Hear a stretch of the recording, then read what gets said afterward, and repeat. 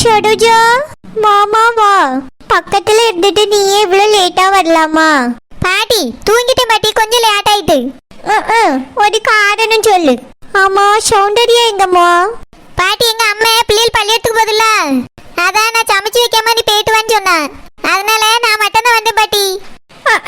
உங்க அம்மா கால் விளங்கி ஒரு இடத்துக்கும் போய்கிட மாட்டா. ஏதாவது ஒண்ணு நொட்ட சொல்லி என் மருமவ மாதிரியே சொல்லிக்கிட்டு இருப்பா. அக்காலும் தங்கச்சியும் ஒரே மாதிரி வாச்சிருக்காளுவ. நீ மட்டும்தாம்மா ஏதோ வித்தியாசமா பிறந்திருக்கா. உன் தங்கச்சி அந்த நிரோஜா இருக்கா பாரு, அவ ஒன்னுத்துக்கு ஆக மாட்டா. மீன் கறியை எங்கனாலும் அனுப்பி விட்டுட்டு அவ வீட்டுக்குள்ளேயே கடந்துக்கிடுவா. என்னதான் அப்படி வீட்டுல இருந்து பண்ணுவா? அடமுட்டை விடுற மாதிரி வீட்டுக்குள்ளேயே புண்டு கிடக்காலே ஏன்? பாட்டி அது நிரோஜாக்கு சின்ன பிள்ளை இருக்குல்ல, பிள்ளை தானே இருக்கு, என்னமோ தொல்லை இருக்க மாதிரியே வீட்டுக்குள்ளேயே கிடக்காளுவ. 4 இடத்துக்கு பிள்ளைகளை கூட்டிட்டு போனாதானே அதுவும் 4 மனுஷங்களை பார்க்கும், 4 பேர் கூட அதுவும் பழகும். உங்க அம்மா உன்னைய மட்டும் எங்கனாலும் கூட்டிட்டு போயிருக்கா, உன் தங்கச்சியை வீட்டிலேயே போட்டு வளர்த்திருக்கா போல. அதான் நிரோஜா ஒரு இடத்துக்கும் போறா இல்ல. நானும் வந்ததுல இருந்து பாத்துக்கிட்டு தான் இருக்கேன். சொந்த பந்தங்கள் வீட்டுக்கு கூட வர மாட்டேங்க, அந்த ஆளு வீட்டுக்குள்ளேயே உட்காந்துக்கிறியா? பாட்டி நான் கூட இப்படிதான் இருந்தேன். கல்யாணம் முடிஞ்சு 2 பிள்ளைகள் பத்தி அதுவும் பேச வர வரைக்கும் இந்த மாதிரியே தான் இருந்தேன். என்னைக்கு எங்க அம்மா வீட்டுக்கு வந்தானோ அதுல இருந்து தான் வெளியே போறதுக்கே ஆரம்பிச்சேன் பாட்டி. கல்யாணத்துக்கு முன்னால எங்க அம்மா வீட்டுக்குள்ளேயே தான் போட்டு என்னையும் வளர்த்துக்கிட்டு இருந்தா. ஒரு மனுஷன்ட்ட கூட வந்து வெளியே நின்று பேச முடியாது, ஒரே கண்டிஷன் தான். அதே மாதிரி தான் என் தங்கச்சியும் வளர்த்துட்டா. அதாவ எங்கேயும் போறதில்ல. அது மட்டும் இல்லாம அங்க போய் கூட்டோன்னு பிசாண்டி ஓடி தெரியாவ.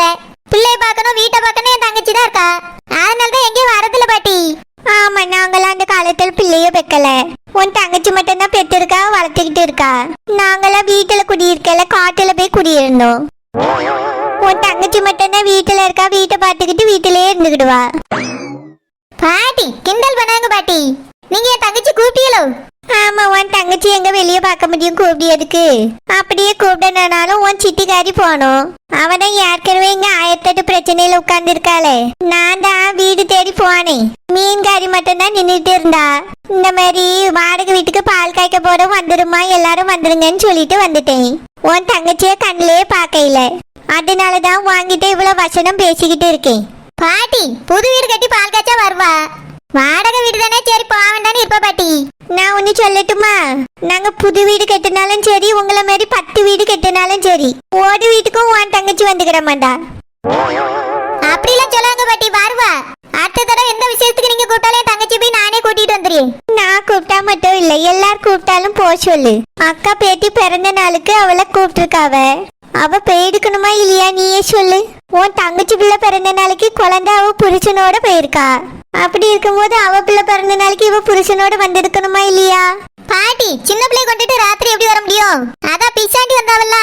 ஆமா, வயசான காலத்துல அந்த மீன்காரி வந்தா என்ன, வராட்டி என்ன? இத அந்த மீன்காரியை பார்த்து சொல்லி பாருங்க பாட்டி. உங்க மண்டையில கொண்டை இல்லாம ஆக்கி கூட பாத்துக்கிடுங்க. ஏற்கனவே கொண்டை இல்லாம வெறும் மண்டை மட்டும்தாம்மா இருக்கு. அந்த மீன்காரிய பார்த்து எனக்கு சொல்ல தைரியம் இல்லைன்னு நினைச்சுக்கிடாத. நான் யாரா இருந்தாலும் சரி மூஞ்சிக்கு நேரா சொல்லிவிடுவேன். அந்த மீன்காரிய நேர்ல பார்த்து ஒரு நாள் சொல்லதான் போறேன். அந்த சின்ன பிள்ளைய வீட்டுக்குள்ள போட்டுட்டு நீ என்னத்துக்கு எல்லாத்துக்கும் ஓடிக்கிட்டு தெரியான்னு கேட்கணும். சரி பாட்டி, பிசாண்டி வருவாவே கேளுங்க.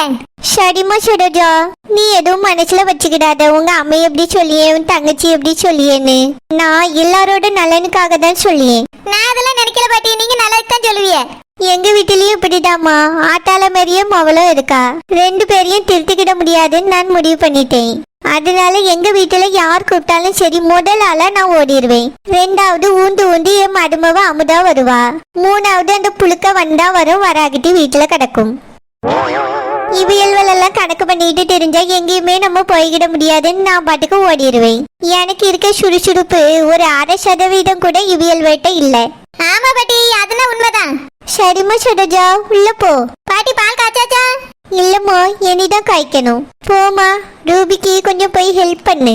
உன் சித்திகாரி ஒரு முக்குல இடி விழுந்த மாதிரி உட்கார்ந்து கிடக்கா. பால் காய்ப்புக்கு வந்த மாதிரி ஒரு பரபரப்பு இல்ல, ஒரு சுடுசுடுப்பு இல்ல. அவளை வச்சுக்கிட்டு ஒரு பால் சட்டிய கூட அடுப்புல வைக்க முடியாது. அவளை வேணா தூக்கி அடுப்புக்கு பதிலா வைக்கலாம். ஏன் பாட்டி இப்படி கிண்டல் பண்ணிட்டு இருக்கிய? ஆமாமா சரோஜா, உன் சித்திகாரி கிட்ட இந்த விஷயத்த பத்தி சொன்னதுதான். அதுல இருந்து மண்டை சூடாகி போய் திரியா. யாரு கிடைப்பாவ கடிச்சு கொதறலான்னு பாத்துக்கிட்டு இருக்கா. அதனாலதாமா நான் வரவேற்கிற மாதிரி வெளியே நின்றுட்டு இருக்கேன். சரி பாட்டி நான் பாத்துக்கிட்டேன். போமா, ரூபி குட்டிக்கு ஹெல்ப் பண்ணுடா. சரி பாட்டி. எப்படியோ சரோஜா சீக்கிரமா வந்துட்டு, அது வரைக்கும் சந்தோஷம். வாங்க வாங்க வாங்க, உங்களை தான் எதிர்பார்த்து கொண்டே இருந்தேன். அக்கா, தங்கச்சிமா வாங்க. எம்மா தங்கச்சி பால் காய்ச்சாச்சோ? இல்லக்கா, இனிமேதான் பால் காய்க்க போறோம். உங்களை கூப்பிட்டுருக்கோம், நீங்க வராம எப்படி பால் காய்ப்போம்? அதனால ஒண்ணும் இல்ல, காய்ச்சிருந்தாலும் பரவாயில்ல. இல்லக்கா, இனிமேதான் ரூபி பால் காய்க்க போறா.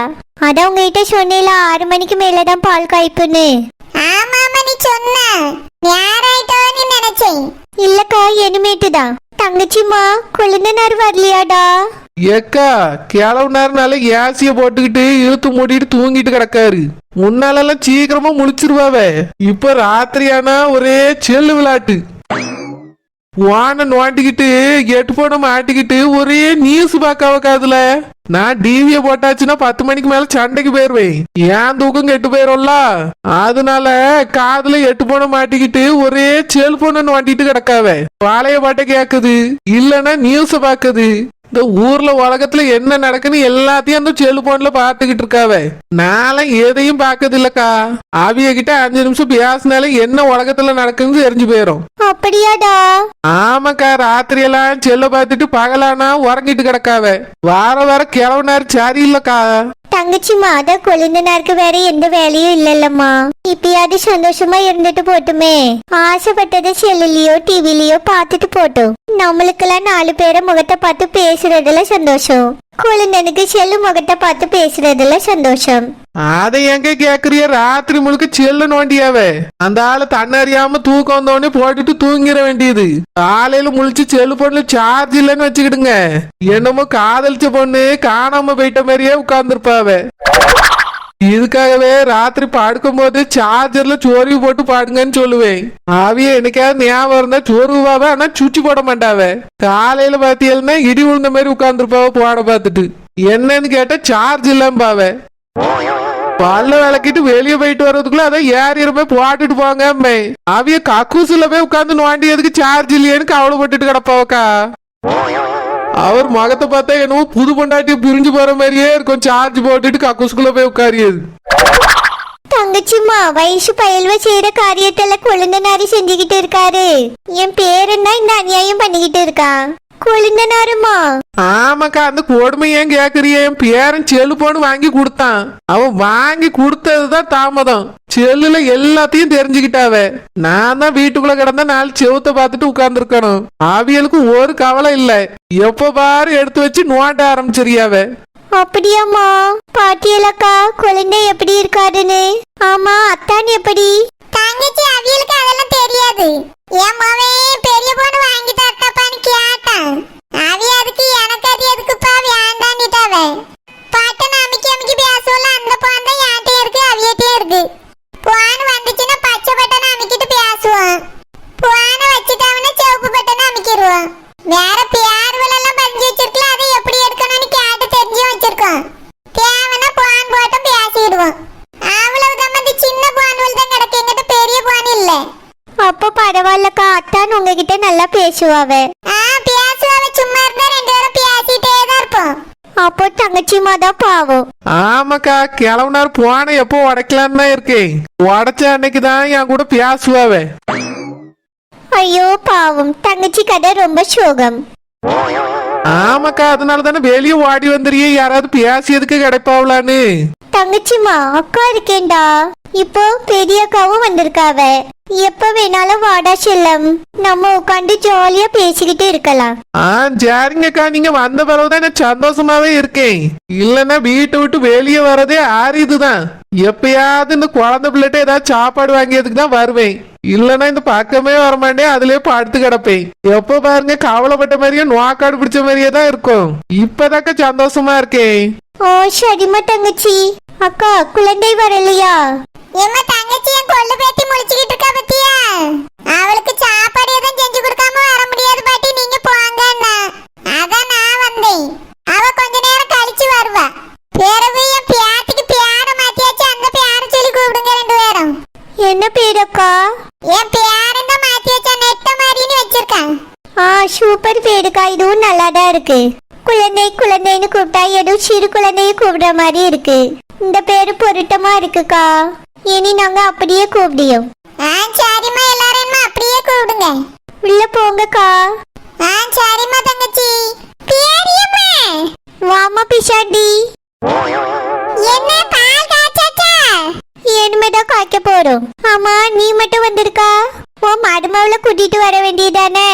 அவளை மட்டும் எப்ப பார்த்தாலும் வீட்டுல விட்டுட்டு எல்லாத்துக்கும் நீயே ஓடி வந்தது எதுக்கு? அது என் மருமவ எங்கேயும் போறதுக்கு பிரியப்படவே மாட்டான். எல்லாத்துக்கும் நீங்க போயிட்டு வந்தா நான் வரையிலன்னு சொல்லிடுவா. அதான் நானே வந்துட்டேன். அப்போ இந்த விஷயத்தை பத்தி நீ உன் மருமவிட்ட கேட்கவே இல்லைன்னு? இல்ல பெரியம்மா, கேட்டேன். அவதான் என்னால வந்துகிட முடியாது, நீங்களே போயிட்டு வாங்கன்னு சொன்னா. அதான் நான் வந்தேன் பெரியம்மா. இப்ப நான் வந்தா என்ன, இல்ல அவ வந்தா என்ன, எல்லாம் ஒண்ணுதானே. நம்மலாம் ஒண்ணுக்குள்ள ஒண்ணுதானே. ஒண்ணுக்குள்ள ஒண்ணோ ரெண்டுக்குள்ள ஒண்ணோ. இனி எங்க போனாலும் உன் மருமவளை கூட்டிட்டு வா. இல்லனா நீ வீட்டுல இருந்து அந்த வீட்டை பாத்துக்கிட்டு அந்த பிள்ளைய எங்கனாலும் அனுப்பி விடு. நான் இங்க வந்ததுல இருந்து பாத்துக்கிட்டு தான் இருக்கேன். என்ன விசேஷம்னாலும் நீ சின்ன பிள்ளை மாதிரி துள்ளி குச்சிட்டு ஓடிடுறியா? பாவம், அந்த பிள்ளை வீட்டுல கிடக்கு. ஒழுங்கா வயசான காலத்துல வீட்டுல இரு. பெரியம்மா, நீங்களே சின்ன பிள்ளை மாதிரி துள்ளி குதிச்சிட்டு எங்கனாலும் ஓடுறீங்க. எனக்கு உங்களை விட வயசு கம்மிதான். நான் போனா என்ன? இங்க பாரு பிஷாண்டி, நீ போவாம கடை, அதை பத்தி எனக்கு தெரியாது. நான் எதுக்கு சொல்றேன்னா அந்த பிள்ளைய எங்கனால கூட்டிட்டு போன்னு சொல்லி, அவ்வளவுதான். சரி பெரியம்மா, கூட்டு பாக்க வந்து கூட்டிட்டு வாரேன். ஆமா, சாப்பாடுலாம் உண்டுல்ல? சாப்பாடு இல்லம்மா, டிஃபன் தான் ஏற்பாடு பண்ணிருக்கோம். அப்படியே எல்லாருக்கும் டிபன் உண்டோ? ஆமா பிஷாண்டி. அப்ப அந்த சாமி பிள்ளையும் சில்பாவையும் ஒரு வார்த்தை கூப்பிட்டுக்க கூடாதா? கஷ்டப்பட்டு தான் கிடக்காவ, வந்து சாப்பிட்டுட்டாது போவாவல்ல. இங்க பாரு மீன்காரி, அவியலை கூப்பிட்டா ஊருக்காரவிய எல்லாரையும் கூப்பிடணும், தெரிஞ்சவிய தெரியாதவியன்னு எல்லாரையும் கூப்பிட வேண்டியிருக்கோம். நாங்களே வாடகை வீடு தான் பால் காய்க்கும். இதுக்கு போயிட்டு எல்லாரையும் கூப்பிட்டுட்டு கிடக்க முடியுமா? அதனாலதான் சொந்தக்காரவியலை மட்டும் கூப்பிட்டோம். என் மருமகளோட அக்காவோட சம்மந்தி நீ, அதனால உன் குடும்பத்தை கூப்பிட்டுக்கோ. அப்புறம் என் அக்கா குடும்பத்தையும் தங்கச்சி குடும்பத்தையும் கூப்பிட்டுருக்கோ, அவ்வளவுதான். பிறகு ரூபியோட அப்பா அம்மா வருவாவ. இவ்வளோ பேரை மட்டும்தான் கூப்பிட்டுருக்கோம். சொந்த வீடை வாங்கிட்டா ஊரையே கூப்பிடலாம், ஒன்றும் பிரச்சனை கிடையாது. வாடகை வீடு பால் காய்க்கிறதுக்கு இதுவே அதிகம். அதுவும் சரிதான் பெரியம்மா. இருந்தாலும் சில்பாவையும் சாமியுமாவது கூப்பிட்டுக்கலாம். வந்தா ஒரு வாய் சாப்பிட்டுட்டு போயிருப்பாவே. அதான் சொன்னேனே, அவியலை கூப்பிட்டா ஊரே கூப்பிட வேண்டி இருக்கும்னு. இட்லி மிச்சம் கிடந்தா வேணா கொண்டு போய் கொடு. அப்படியே டிபன் இட்லி தானே? இட்லி மட்டும் இல்லம்மா, இட்லி, இடியாப்பம், பூரி, பொங்கல் 4 ஐட்டம் போட்டிருக்கு. அப்படியே கடையில ஆர்டர் கொடுத்து வாங்கிட்டீங்களோ? இல்லம்மா, எங்க வீட்டிலேயே செஞ்சு காலையில எடுத்துட்டு வந்துட்டோம். ரூபி கிட்ட சொன்னேன், இத்தனை பேர் வருவாவம்மா, சாப்பாட்டுக்கு என்ன செய்யலான்னு கேட்டேனா, ரூபி நான் செய்யறேன் பாட்டின்னு சொல்லிட்டா. அப்படியே உங்க பேத்தி செஞ்சுட்டாளோ? ஆமாம்மா, கடையில வாங்கலான்னு தான் நினைச்சோம். ஆனா என் பேத்தி நானே செய்யறேன் பாட்டி, எதுக்கு கடையில எல்லாம் வாங்கிக்கிட்டேன்னு அவளே செஞ்சிட்டா. பரவாயில்லையே, இவ்வளவு பேருக்கு செஞ்சிருக்காளே. ஆமா, என்னோட பேத்தி ரூபி நல்லா சமைப்பா. அப்ப சரி, ஒரு கடை ஒண்ணு போட்டு சொல்லுங்க. கடை கொடலாம் பிறகு பாப்போம். இப்போதைக்கு நல்லபடியா பால் காய்ப்பு முடியட்டும். பெரியம்மா, பால் காய்ப்புக்கு ரூபியோட அப்பா அம்மா வராங்களோ? ஆமா, வந்தா வருவாவ. ரூபி கிட்ட போன் போட்டு ஒரு வார்த்தை சொல்லுமான்னு சொன்னேன். வருவாவளா என்னன்னு தெரியல. ஓ அப்படியா, சரி சரி. அவிய வந்தாவனா ஒரு வார்த்தை கேட்கலாமேன்னு பார்த்தேன். கடன் கிடன் எதுவும் கேட்க போதியோ? இல்ல இல்ல, இது வேற விஷயம். இந்தா அவியலே வந்துட்டாவ, என்னன்னு கேளு. வாங்க வாங்க வாங்க. ஏம்மா, நல்லா இருக்கீங்களா? நல்லா இருக்கேம்மா, நீ எப்படி இருக்கா? நல்லா இருக்கேம்மா. நீ எப்படிப்பா இருக்கா? நல்லா இருக்குமா. வணக்கம் ரூபி அம்மா. உங்களை தான் பார்த்து பேசணும்னு நினைச்சுக்கிட்டே வந்தேன். இப்பதான் வாரீங்களோ? ஆமா, இப்பதான் வாரோம். உங்க மகன் புது வீட்டுக்கு பால் காய்க்க போறா. இப்படியே வேர்னையோட வருவியே? ஏம்மா, எதுவும் வாங்கிட்டு வரணுமா? ஆமா, ஏகப்பட்ட பொருள் நீங்க தானே செய்யணும். அரிசி பெட்டி கண்டிப்பா கொண்டு வரணும்ல?